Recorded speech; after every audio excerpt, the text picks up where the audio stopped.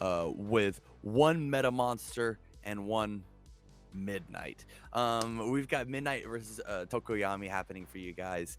Andrew B versus George M, respectively. This is going to be a slobber knocker. This is going to be a really good match. I'm excited to see how both these characters and players navigate the matchup as we compete for top Yeah. 32.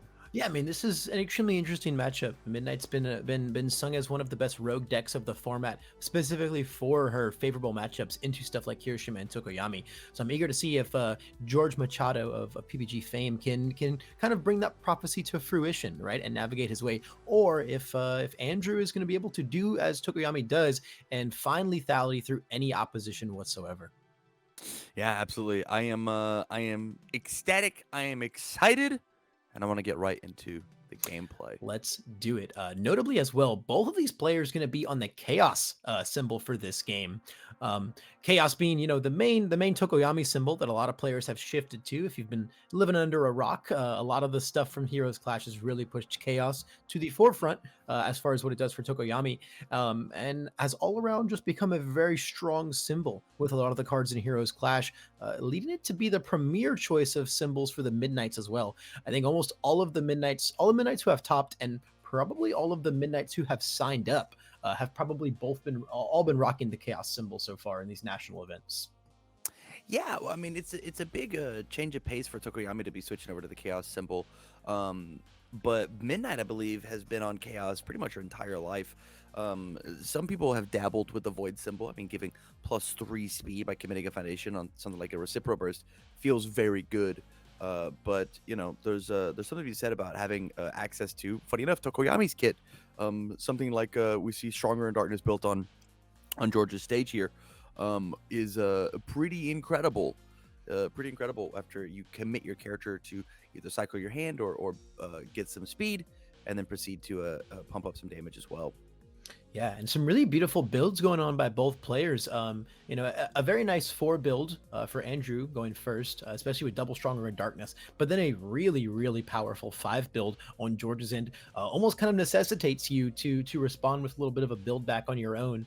It's an intimidating board to swing into so early on.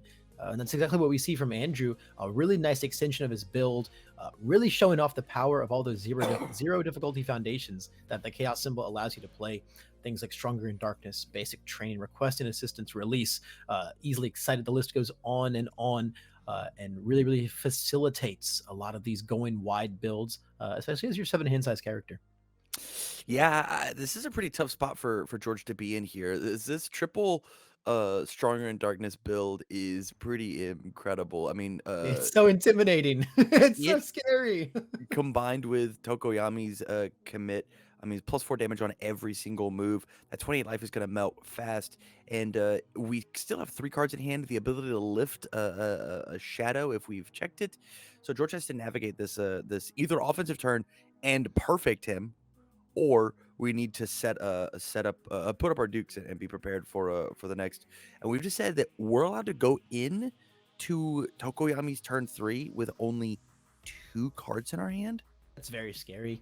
That is That's very, extremely very scary. scary. And I mean, we're doing it without anything like struggling with studies to recur our blocks or chivalrous competitors to draw us more cards. We have 2 cards. We have 2 blocks at most this turn, which to tell a Tokoyami that at base starts with 4 damage on every move. Really 5, because that's some of our shadows coming out. 5 damage on every move. That's 28 is just not hard to reach after 2 attacks are blocked. Yeah. Yeah, Yeah. yeah. Especially when we have access to all of these foundations that get committed, right? We've seen huge success with Tokoyami playing things like Indiscriminate Shock. You commit Midnight's board with a couple strong stun moves, and then we're just off to the races, you know? Yeah, I mean, it's going to be no holds barred. We're going to see the double basic training response as well. Really just putting the pressure on with this heat wave, saying, hey, whatever that high block you held in your hand, give it to me right now so that my ruins can just go haywire on you. The heat wave is such a scary opener here too, because like with this, this isn't like most Tokoyami initial attack turns that we see, where we have limited resources from our one build turn, and we're trying to kind of live on a prayer. We have one of the healthiest stages I have ever seen a Tokoyami player sporting here, and with this much committal power on our board, it really just says we are only limited this turn by the amount of attacks we can draw, not our ability to actually play them. So Yeah, the heat correct. wave starting off with a draw two is just so big. Yeah, we've got that combined with the chivalrous competitor not necessarily caring if Midnight draws an additional card as long as we get the cards, right? The only way that we could possibly have a better hand here is if we had found our petty squabble, which looks like it didn't quite happen this time. Yeah, yeah. And we also have the irrefutable force of nature in case we need to just turn off anything in a pinch. Being able to commit and seal, certain elemental foundations, if you will, but also the handy ability to remove and seal anything could possibly come down to maybe something like a shock treatment. Yeah, it certainly could be. Wow, taking just 8 for kind of free. Haven't even committed Tokoyami. That could have been a 12 damage frigid heat wave, which is massive, right? Yeah, I mean it was big enough already, so I guess we figured that we didn't need to go in with the summon dark shadows and all, especially since we were trying to bait out a block there anyway. I think we just found that it was less important. At the same time, though, now we can just say, hey, we dealt 8 damage for free. Let's just build and chillax. Yeah, no real deadlock on Midnight's board at the moment. So we decided to go into 11 foundations here. Started out with 8 builds are 3.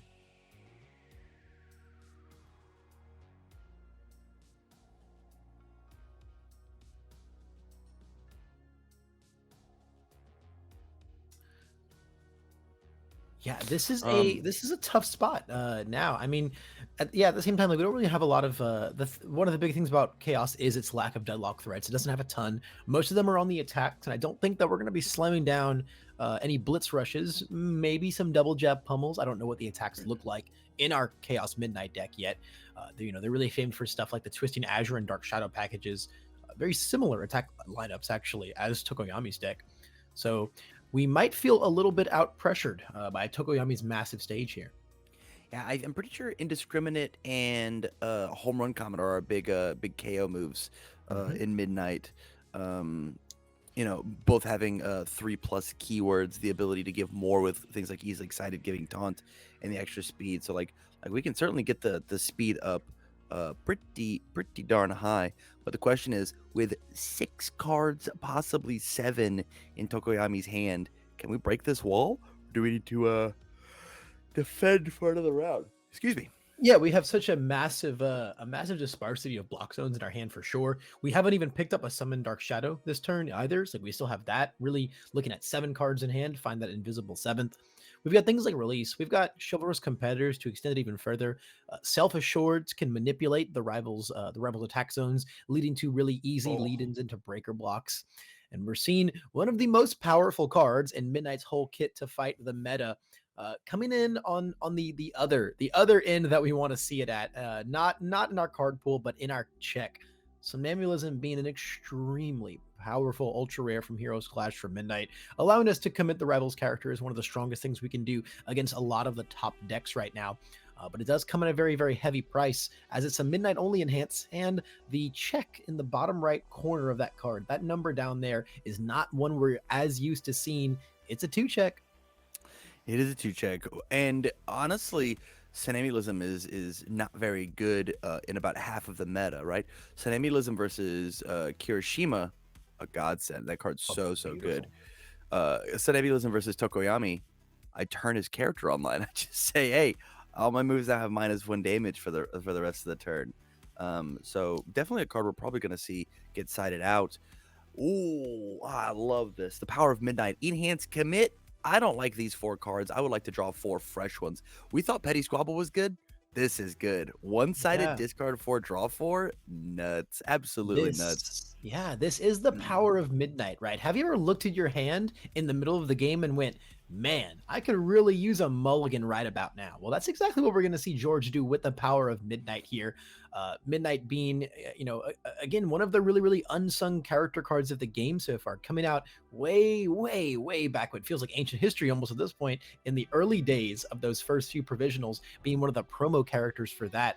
And now finally starting to kind of find her way into the limelight. And it's no surprise, right? Two powerful abilities, the ability to take a second mulligan at any point in time during the game, and then the ability to just put a massive amount of speed or a massive penalty of speed on all of your moves across you and your rival's board. It's just extremely strong.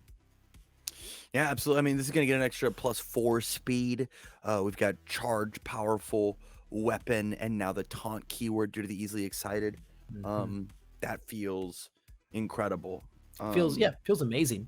One of the really cool interactions too of Midnight with Home Run Comet here now, right, is that we get to commit this foundation, give a bunch of speed to our move, and then just slug it right into our momentum, also turning on all of our requesting assistances. Yeah, I think actually this move should be +1 more speed, correct? I think this is an 8 high because it Yep, got taunt. we're figuring that out right now because we did respond Yeah. when easily excited for +1 speed and gaining the taunt keyword. Most of the time, only half that effect very relevant in the majority of characters you're playing it in, but it's got Midnight's face on it, which means it has extra cool applications. Being able to give the taunt keyword to our attack essentially means an additional +1 speed if we're activating that Midnight enhance. Yeah, I mean, not quite the 8 damage poke that Tokoyami threw last turn, but this 8 speed for 6 at the moment is certainly nothing to slouch at. We're gonna figure out if we are actually going in this turn or not. If we decide to re-ready these requesting assistances, maybe play the classmate introductions. Um, Yeah, I could see one requesting assistance pop off regardless, because if we choose to build from here and then we don't go in, right, we choose to build from here, we go into Andrew's turn and his first enhance is remove irrefutable, seal our one ready requesting, suddenly turns them all off. So I think regardless right. of whether we go in or not, I want to see one of them come out. But there is the double jab pummel coming Oh, out, one of the aforementioned deadlock threats that we just talked about. Finding another very, very poorly postured check on our board. But again, we have a lot of mitigation here. We have the requested assistances to ready things from our 2 check. And then while we can't mitigate this check very well, we are going to have +7 to our next check with the deadlock enhance in tandem with the combo enhance of the double jab pummel.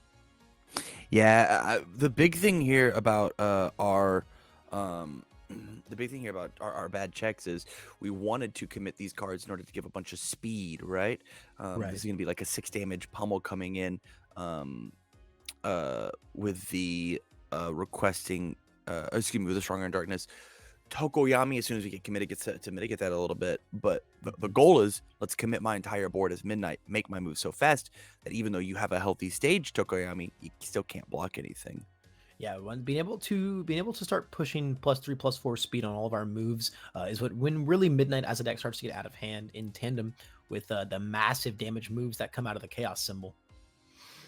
So if we block this, ooh, that's a big block though. I mean, Yeah. it depends what our next move and what our check is, right? Because we have +7 to our next check. Now we only have +5, right? So if we're gonna jam like a 5 diff on a 7 and then we check badly, right? Like, it has like actually very little room for a global effect here. This is like it has a chance, right? But it's slim. This is probably not the one you really wanted to ice storm block here. I mean, it essentially just negates the ability of lubing up the check from the double jab, right? Double jab says my next check gets +2. Ice Storm says my next check gets -2. And you're right. Like the easiest thing we could have done is I mean, we had a 5 diff. You see the Sunambulism, right? Mhm. We could have played a 5 diff, checked a 5 and made it happen. Well, now if we play a 5 diff, check a 5, I still commit 2 resources. Um, Well, did we not activate Deadlock Enhance on Double Jab? Because that's the only scenario where that does have an impact there. You're right. But it, You're right. I forgot yeah, that card even had a deadlock enhance. mhm. Yeah. It's possible to activate it. We can't hear the players right now, but regardless, we opted just to continue building from that point on anyway, being content with our 6 damage and getting the one move out of Tokoyami's hand here. But now we're in a scary position. Another big thing here, right, is that we didn't use our one requesting assistance. So if Andrew realizes the power of that on his board, jams his first move down, first enhanced, I'll remove this irrefutable, seal your one requesting. You've essentially at that point removed an irrefutable to commit 3 foundations, right? Absolutely. That's big. I'm smelling a giant ice wall. Yeah, Giant Ice Hole would have been I very think sick. Giant Ice Wall is coming in this turn. We got the Mhm. momentum poke across Giant Ice Wall, and then Ruin. It's going to be just an absolute ton of Oh, stun. there it is. There it is. The And first enhance, remove the irrefutable. Let's seal that requesting. Let's do it. Oh, I want to see it. I want to see it so bad. Yo, ooh, ooh, ooh. There it that's a good is. one. Yeah, Huge heads up. heads up play. Um, yeah, from here, I mean, once again, I mean, not that it necessarily matters, but we're out of deadlock, right? But currently we have go find that action that I reviewed at the start Mhm. of the turn, as well as both of these chivalrous competitors to draw 2 additional cards. We get to see 7, 8, 9, 10 cards with 10 ready foundations and the ability to play these Summon Dark Shadows to pass all my checks. This is going to be a very intense turn. Yeah, I mean One that we've George is going to have to work his work the hardest he's worked probably all tournament to survive. yeah, he's got his work cut out for him. If anything, it really just might come down to the amount of blocks that he has in his hand now. But regardless, I think being able to deny so many ready foundations is really, really, really powerful with that irrefutable play. I mean, we sing the praises so often of how Tokoyami can find such swift lethality on turn 2 with such crazy strings that no other character can really achieve so early on. But we're about to see the power of a Tokoyami who waits and builds and sculpts and just finds a massive string that just rivals what any other deck can do at any point in time of the game. A Tokoyami Yeah. that sits there and waits and finds this it, like sits there and waits and crafts this opening over the course of a few turns is so terrifying. They say the early bird gets the worm, but it's the patient bird that gets the kill. This is true. This is true. You know, I mean, regardless, I think we can still clarify this is an early bird nonetheless. It is quite early in the morning for our players here. We're playing card games much earlier than I think most people are usually used to playing card games. Hopefully, all of our top 32 players got a good night's sleep and have rested their brains well and done. It's not going to impact their play at all. There's the ruin coming down. Ooh, this is oh yeah, this is just gonna get scarier and scarier. The ruin's gonna be big here. It says, hey, you better have held that other high block. We only got to find 20, right? We've already put a big chunk of damage onto Midnight. We've only got to find 20 more as Tokoyami here, and that's The just not f- out of the question. and the fact that we haven't flipped these chivalrous competitors is saying very much. Yeah, I mean, I have it right. I I've mean, got yeah, I the mean, gas. I think I heard you mention earlier, right? He reviewed a summon Dark Shadow. That means we have 0 foundations in hand. That means we have like actually like what the 6 attacks and the other summon Dark Shadow, Right. and we're just gonna try and find more and more. These chivalrous competitors are gonna come down. We know that all of our moves are just too fast anymore. George is not. George is just not proposing blocking power on his board anymore. So we can just make him draw cards like crazy, and it's quite simply put not going to impact our play very much. Yeah, and the more cards we have in our hand, it also fuels our own one with nature, right? Flip, we both draw a card, discard that a fresh foundation with one with nature to say, this isn't happening. Yeah, Very the good. one with nature fuel is going to be crazy here. Like our midnight still does have text, right? We do get to say commit a foundation for -4 speed on one of these moves. Like there's a world where we can block one more move, but once the second summon dark shadow comes in for more and more speed, if the one with nature starts stacking up, and I don't know if even midnight with -4 speed on these moves gets to do a whole lot of work here still. For sure. Yeah, Our absolutely. our block posture, losing all of our requested assistances was just really the big thing there.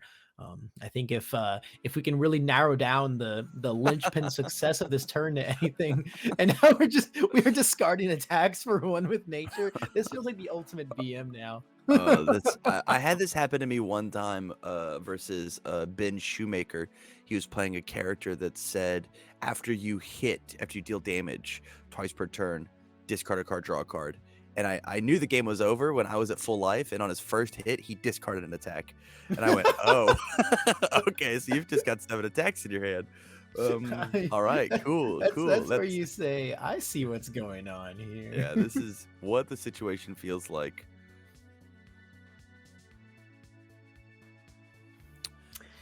Go for the half block here with Breaker 2. I mean, really the best thing that Midnight's got, it's now, hey, can you play one more attack? The answer is yes, right? I mean, this is on a 6 with +1 to our check, right? Because of our Summon Dark Shadow and Breaker 2. We checked exactly our 6. This move, I mean, every move now has what, 3, 4, 5, 6 damage on it at base. Every move is lethal. One with Nature says 1 more damage. We've still got so many cards in our hand. I mean, yeah, we are just it feels like we're playing the game on a whole other level right now. As Andrew, the absolute insane amounts of reach and aggressive potential we have here is just very unmatched. I don't know if there's a character in the game that could survive the craziness of this string.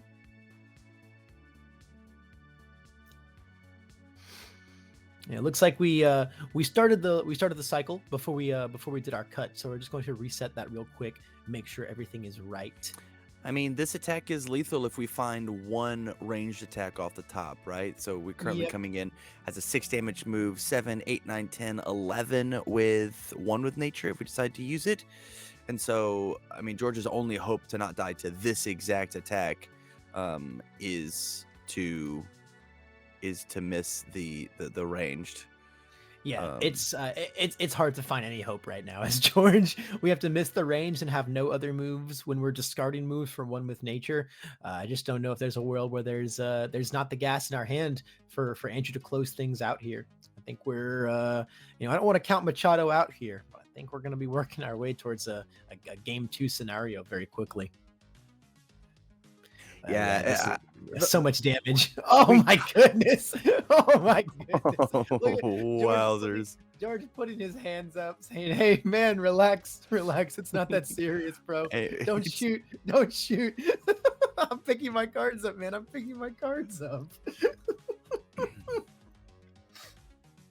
Man, we thought the darkness was on our side as Midnight, but Tokoyami proving that the night is truly his domain and finding just an amazing attack string here. Yeah, that was a clinic, really, right? Like textbook. we knew it was gonna be the turn when we discarded a Crow and Frog, right? Yeah. When we reviewed a Summon Dark Shadow, I think we knew that all hope was lost for anyone daring to fight Tokoyami's Dark Shadow here. Yeah, guaranteeing putting that in your discard pile feels really, really good. Man. Yeah, it was extremely powerful. It was extremely powerful. Once again, that is just the power of Tokoyami when, not only is he that's what's so crazy, right? Is a lot of these really, really strong, hyper fast aggro decks. Their strength is in that turn 2, turn 3 scenario in taking you out of the picture before you can really set up. Tokoyami is one of those more unique instances where even when the game scales towards mid and late game scenarios, he doesn't get worse by any means. Because the more you get to stabilize, the more he gets to just build up an even bigger stage and do like even more immense levels of unfair things on the aggressive side against you. So my question for you then is, as Midnight going first, what do we do? I think we just have to be a little more aware of his potential, right? We chose not to go for the real fast early game kills there. We chose to stabilize and build a little bit more as George, which I think was correct. The primary mistake that we made right in that game was we kind of went in a little bit half baked. We went a little bit half baked once Tokoyami had already established an insane stage to the point where no levels of defense really matter. But even then, even going into that game state, we also just neglected to see the full scope of his capabilities next turn. Again, going back to the requesting assistance play, right? We went into Yeah. his turn thinking that we were going to have all of those to chain ready, but the powerful tech of the irrefutable force of nature. I mean, I forget that that card can remove to seal anything extremely often. Totally, totally, totally. I think the other thing and hopefully George, you come back. I mean, you got to think about like every turn. There's two possibilities, right? Three possibilities if you're midnight. What happens if I check a 5? What happens if I check a 3? What happens if I check a 2? Right? And Yeah. like what's my Mhm. worst case scenario? What's my best case scenario? And sometimes you just have to like take the risk. You just gotta sling it and be like, Yep. if I check the 3 here, I check the 3 here. Oh, I checked 2 threes back to back. Oh no, oh no. But like if we checked a 3, but we used the first aid class, we didn't commit any foundations, right?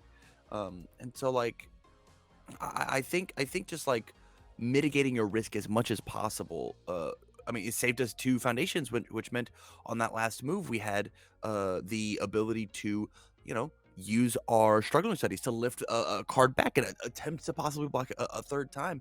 Um, I just, I think that there was more we could have done proactively on our turn to survive Tokoyami's onslaught. Yeah, no, I couldn't agree more. Like I said, we kind of went in on the half baked side of things. We played our opening move, we checked a 2, and then we said it's okay, I'll continue. We said that right because we discarded 4 foundations from our hand to try and draw more attacks. So we Right. we checked the 2 and said that's fine, we'll still continue to go in. And then we played a move that only has the double jab pummel, right? We played a move that only has value in the ability to play more moves after that.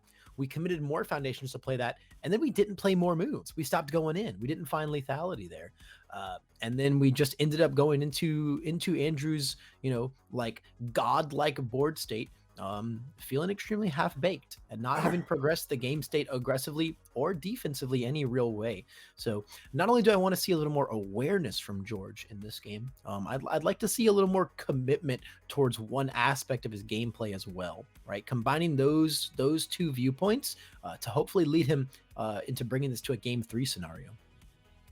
Um, Changing subjects ever so slightly. We've got our first match update. Mm.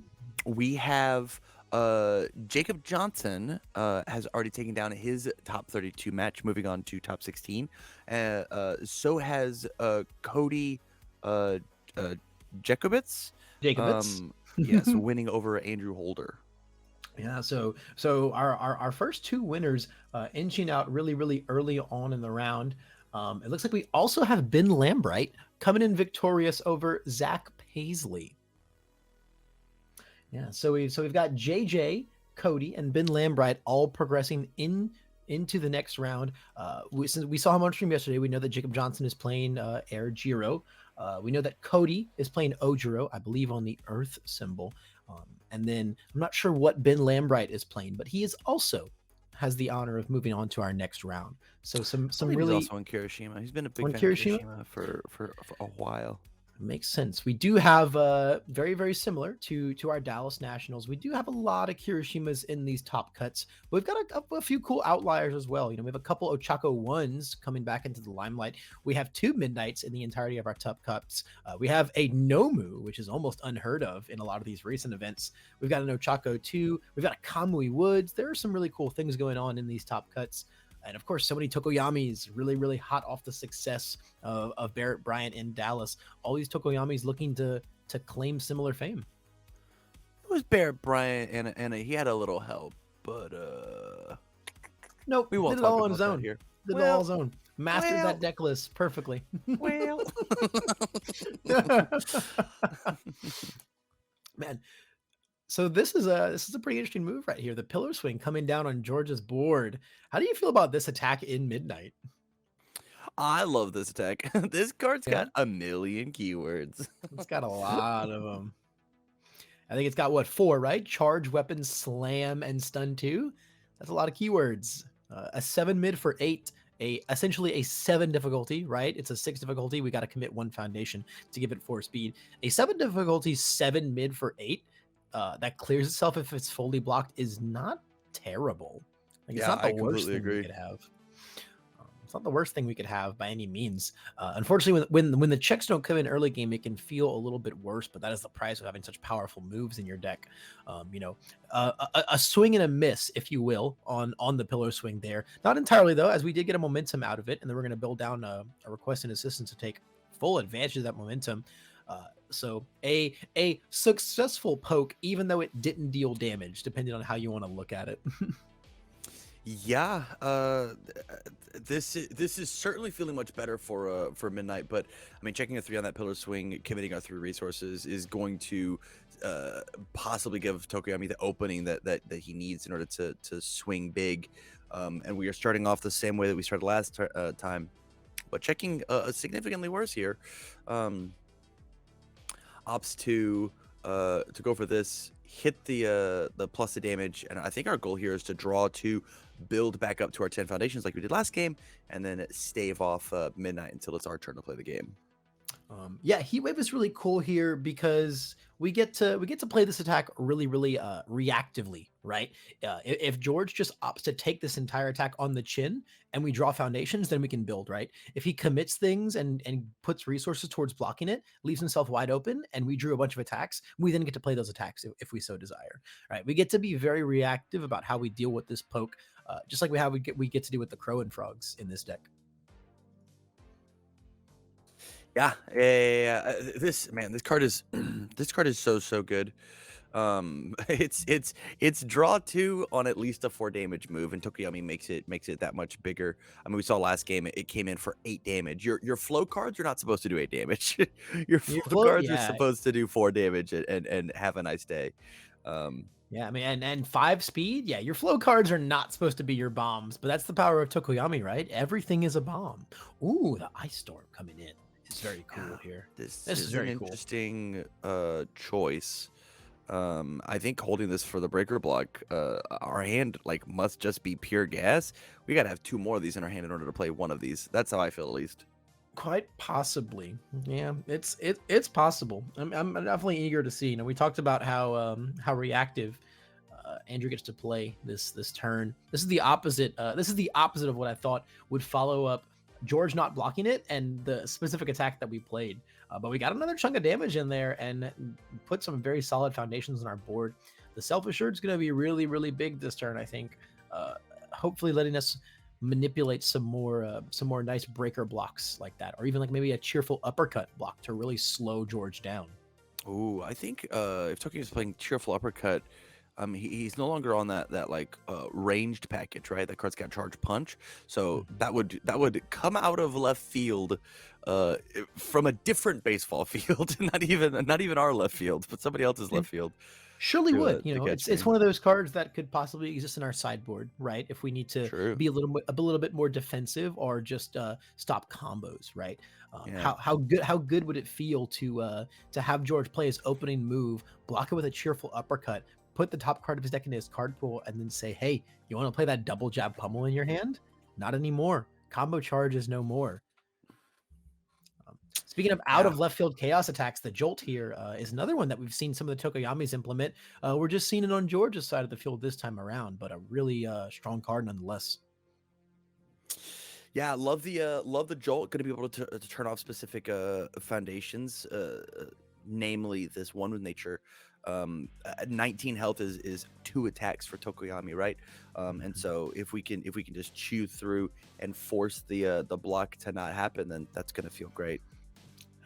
Yeah. I mean, 19 health already. Opting to have just taken both of those attacks last turn on the chin is really scary. I guess George is really maybe our block zones just weren't there, right? Or quite possibly we just are very attached to the cards in our hand. Nonetheless, regardless of how we got here, we are at less health than Tokoyami himself, which is a scary spot to be. It makes I think it makes Andrew's decision trees on when he can actually go in a lot easier. 19, as you said, is just it's just so feasible for what that character is doing. I mean, but this is the turn for Midnight to go in, right? We've got Midnight popping off a bunch of speed, and most importantly, we have our double Stronger in Darkness coming down. So Hmm. even after Tokoyami does get committed due to using it as a check or playing Summon Dark Shadow, um, we have only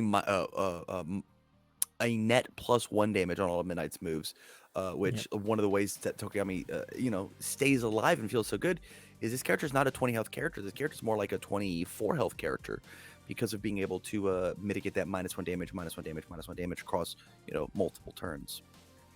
Yeah, so it's really really powerful. That last ditch effort, one damage, right, can get you there so many times. And anything's going to slow down Midnight this turn. It is that beautiful breaker 2 block going into that double jab pummel. Thankfully, our check is a nice one, so we're not extremely disturbed by it. And we still have a lot of ready power on our board. Things like requesting assistance to bring up one of our foundations, and also the all worked up, right? When it's playable while committed, destroy it for +1 to your check, essentially acting as like a ready one for just that one next move. Yeah, we could have oh, what did I say? What did I say? We had Wow. double Ice Storm in our hand. Well, And that's the only reason we got to play the one last turn. George's going to draw 2, discard 2, but lose the +2 to the check, which means if we play another attack here, right? This is the same trap we fell into. Um, yeah. a cardinal rule is you're not allowed to block. You're not allowed to block double jab pummel. This is 2 games in a row that that Valence has been like, no, I want to. Yeah. I I would mean, like to block given this move, that, please. yeah, I mean, it's hard to suspect that he's got the third ice storm there, right? As George, that's really hard to suspect. But at the same time, if that ice storm block is what puts you in a super bad spot this turn, you got to think about it. I wonder if maybe it would have, maybe we should have committed a foundation to pump up the speed on this double jab, right? It still would have been very blocked, but 3 speed. 3 speed says you have to commit more resources. You got to destroy one with release and then commit the rest of your things.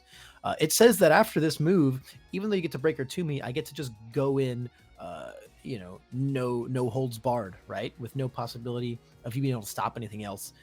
Very wide open to things like 1.3 million volts and our big damage moves. Looks like we're discarding foundations from our draw 2, discard 2, so we might still have the gas. We might still have the gas in our hand. Oh, another Oh, double second jab. double jab is huge here. So it's on Yep. a 4, 5, 6. We That's a checked 5/6. a 7, but we checked a 5 because of the +2, -2. So we Yep. commit the 1 resource. Um, Beautiful. yes, instantly you use the Instantly struggling struggling with with studies studies to pick this. that card back up. Yep. Not by any means a guaranteed block scenario, right? We're gonna have to see the release come in. We're gonna see the all worked up come in for +1 to our check as well. I have to imagine we're gonna see a midnight commit here for plus speed.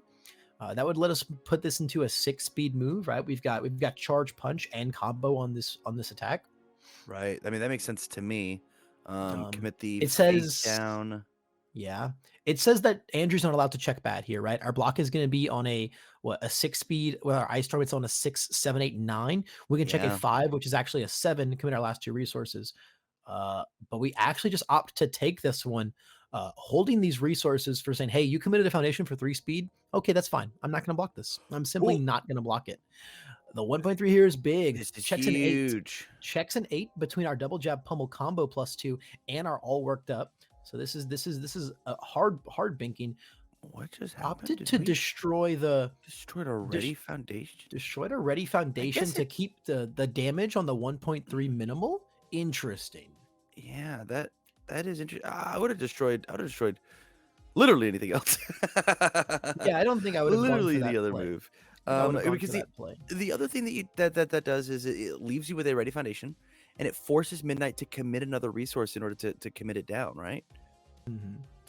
Yeah, because I mean, this move. Let's see what it's 5 damage, 7 with the stronger in darkness, 6 with Tokoyami's -1, 7, 8, 9, 10, 11, 12. So it actually doesn't find lethal now if we don't plan on blocking it. Because of that one destruction there, it does not get to 13, it gets to 12, I believe. Right. Right. Right. Makes sense to me. So actually might have been the most heads up thing Well, Andrew could have done there. Uh, If we plan on not blocking it, right? I think him doing yeah. that says I don't have the low block, which means the most optimal course of action there is to just make this move and hope there isn't anything else coming. With only 3 ready foundations, another move might be hard to pass. Okay, we're going for the block anyway, Ooh, though. he Since says this the is full block. This is on on a a 7, 3, 4, 5, we check a 6, 7. 7. Checks a 7. Crazy that we didn't. I mean, I guess it makes sense that we didn't commit for speed there because it doesn't find lethal, right? We can't commit the resource to it because it doesn't find lethal. Better to, but we can't play another 1.3 is the big Home issue. run might be the only out here. Home run would be on an 8, check a 5, 6, 7, 8. We can put one thing in for 2 momentum, and then it gets to 4, 8, 12 Powerful damage. 5, Oh yeah, right? yeah, yeah. Powerful 5 because it would count It itself. counts Yeah, every itself, charge or yeah. high attack. Yeah, powerful. Yeah, yeah. Home run comment and checking a 5 there would have proved lethal. That might be what we're thinking about. That might be what we're counting right now. It looks like we've got a foundation in our right hand. Hmm. Did we make the choice? Nope, we're just Opts to opting to go for build the the release. release instead. One of our only tools of possible survival. Man, actually, yeah, actually, the destroying the ready foundation with release was actually probably the play there, right? Because even if we have one more ready one, George can always commit one to make you commit one, right? Uh, which means that at the end of the day, we're not blocking that with any ready resources. Between stun one and we each commit one, we're not going to get to block that with any ready resources. Meaning our block is always going to be on a 7 with +2, meaning we're not allowed to check bad. So the destruction there with Andrew simply said, hey, if I check a 3 there and this block fails, I survive at one health. Right. Right, right, That was right. actually a crazy fail safe, especially because, like, man, he did that immediately. Like, immediately he did that. Zero hesitation whatsoever. Like, he had already done all of this math. Just a testament to how skilled these players are. Yeah, the big question that we have here is can we make the comeback? What are your thoughts on instantly, like our first enhance should have been uh remove the irrefutable, seal that release. I think so that's a hard decision to make here, right? Because of midnight, like, we get to say each of these foundations is like a -3 or -4 speed to our moves. So it's very possible that what ends up bringing George into situations where he can't block is not necessarily his foundation count, because it's actually very healthy, because every foundation on his board right now is secretly specialist of sound, right? Because of Right. midnight against a matchup like this. So I think actually what we might be more interested in doing is limiting the amount of blocks George gets to do, and we're going to wait and seal the struggling with studies, I think, is the superior play here. Interesting. Interesting. Because if you really think about I it, like that line too. yeah, because if you really think about it, even if we seal the release, I'm pretty sure we get to block 3 things here still as midnight. Unless we just start going really crazy with our speed pumps and all of George's checks are bad, I think Midnight says that even without release, because of her face and struggling, we get to block 3 things. But if you seal struggling, you get to only block 2 things no matter what. Oh, we This is have crazy. canceled the action. Oh man, so Whoa, we're not gonna have concentrate our coming in. yeah. I mean, this is one of the age old answers to Tokoyami, right? All the way back in the early days, we liked concentrate to stop the summon dark shadows. Sadly, summon dark shadows stays in the pool and still continues to provide +1/+1. However, we do not get +3 from our check now, which puts us in a possible position here to die. Yeah. The main issue here now is that we get to block one thing if Andrew COs are struggling with studies. We get to block one whole thing now, which is pretty scary. The other thing, right, is let's pretend that we have 3 summon dark shadows, right? Sure. And Yeah, let's then it live in a doesn't fantasy even world for a matter. second. Ready? Yeah. So we play the next attack. We summon Dark Shadow. We play the next attack.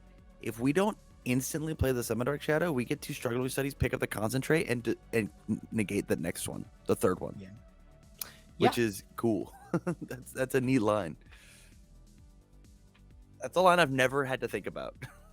Yeah, it's yeah. I mean, it's now right now. It's actually just a matter of whether Andrew has it or not. That is the position that we've put him in.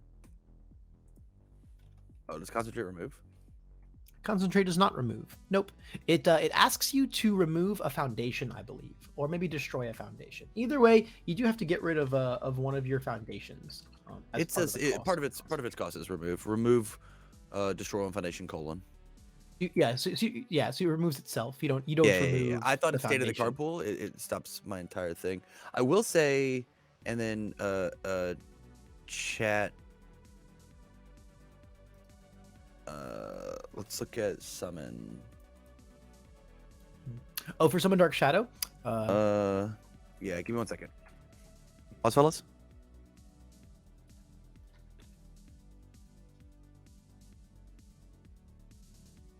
So when concentrate was negated, it didn't commit your character because committing the character is part of the effect. Welcome. Yep. So Tokoyami is going to come back up as a result of that minor clarification there.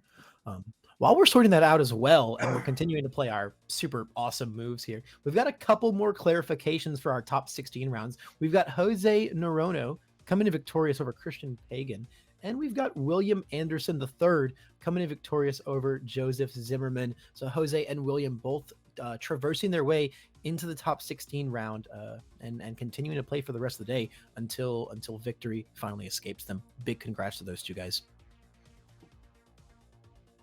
Yeah, agreed.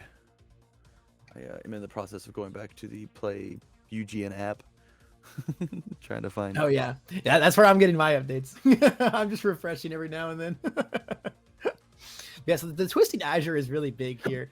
This is like the move, right? Especially if we've got that Summon Dark Shadow, which given that we played the first one before this Twisting Azure, there's like no way we don't have the second Summon Dark Shadow, right? For sure. Yeah, there it is right there.